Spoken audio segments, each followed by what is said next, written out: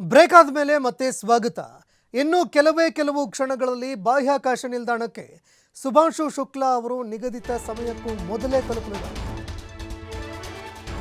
ಕೆಲವು ಕ್ಷಣಗಳಲ್ಲಿ ಬಾಹ್ಯಾಕಾಶ ನಿಲ್ದಾಣಕ್ಕೆ ಶುಭಾಂಶು ಶುಕ್ಲಾ ಅವರ ತಂಡ ತಲುಪಲಿದೆ. ಇನ್ನು ನಿಗದಿತ ಸಮಯಕ್ಕೂ ಮೊದಲೇ ಬಾಹ್ಯಾಕಾಶ ನಿಲ್ದಾಣಕ್ಕೆ ಎಂಟ್ರಿ ಪಡೆದುಕೊಳ್ತಾ ಇದ್ದಾರೆ.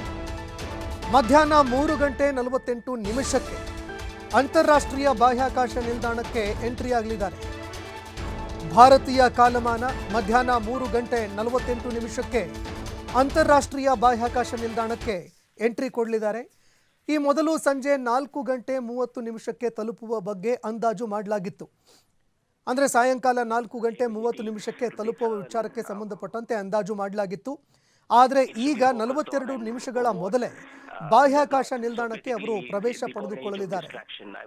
ಇನ್ನು ಕೊನೆಯ ಒಂದು ಹಂತ ಅದು ISS ಅಂತಾರಾಷ್ಟ್ರೀಯ ಸ್ಪೇಸ್ ಸ್ಟೇಷನ್ ಏನಿದೆ ಅದರ ಜೊತೆಗೆ ಡಾಕಿಂಗ್ ಮಾಡುವಂತಹ ಒಂದು ಕೊನೆಯ ಹಂತ. ಈ ಡಾಕಿಂಗ್ ಮಾಡುವಂತಹ ಸಂದರ್ಭದಲ್ಲಿ ಅನೇಕ ಸಮಸ್ಯೆಗಳು ಎದುರಾಗುತ್ತೆ. ಆದರೆ ಈಗ ಯಾವುದೇ ರೀತಿಯಾದಂತಹ ಸಮಸ್ಯೆಗಳಿಲ್ಲ. ಆದಷ್ಟು ಬೇಗ ಡಾಕಿಂಗ್ ಆಗುತ್ತೆ ಅನ್ನುವಂತಹ ವಿಚಾರ ಎಲ್ಲರನ್ನ ಸಂತಸಕ್ಕೀಡು ಮಾಡ್ತಾ ಇದೆ. ಯಾಕಂದರೆ ಡಾಕಿಂಗ್ ಮಾಡುವಂತಹ ಸಂದರ್ಭದಲ್ಲಿ ಸಾಕಷ್ಟು ಸಮಯಾವಕಾಶ ತೆಗೆದುಕೊಳ್ಳುತ್ತೆ. ಆ ಒಂದು ರಾಕೆಟ್ ಕ್ಯಾಪ್ಸೂಲ್ನಲ್ಲಿ ಏನು ಹಾರಿ ಹೋಗಿರುತ್ತೆ ಮೇಲೆ ಅದರ ಒಂದು ಸ್ಪೀಡನ್ನು ಕಡಿಮೆ ಮಾಡಿಕೊಂಡು ಡಾಕಿಂಗ್ ಮಾಡಬೇಕಾಗುತ್ತೆ, ಒಂದಕ್ಕೊಂದು ಕನೆಕ್ಟ್ ಆಗಬೇಕಾಗುತ್ತೆ. ಆಗ ಸಾಕಷ್ಟು ಸಮಯ ತೆಗೆದುಕೊಳ್ಳುತ್ತೆ. ಆದರೆ ಈಗ ಆದಷ್ಟು ಬೇಗ ಡಾಕಿಂಗ್ ಕಾರ್ಯ ಕೂಡ ಮುಗಿಯುತ್ತೆ ಅನ್ನೋ ಮಾಹಿತಿಗಳು ಲಭ್ಯವಾಗ್ತಾ ಇದೆ. Capsule in Grace yesterday on the launch pad, my only thought in my mind was that let's just go. After 30 days of quarantine, it was a feeling that I just wanted to go. The excitement and all was, probably far away. It was just the feeling that let's just leave here. But when the ride started, it was something like you getting pushed back into the seat.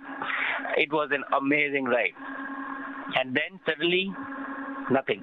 Everything silenced and you were just floating. You unbuckle and you were just floating in the silence of vacuum. It was an amazing feeling. I wanted to take this opportunity to thank everyone who has been a part of this. I understand that this is not a personal accomplishment. It is a collective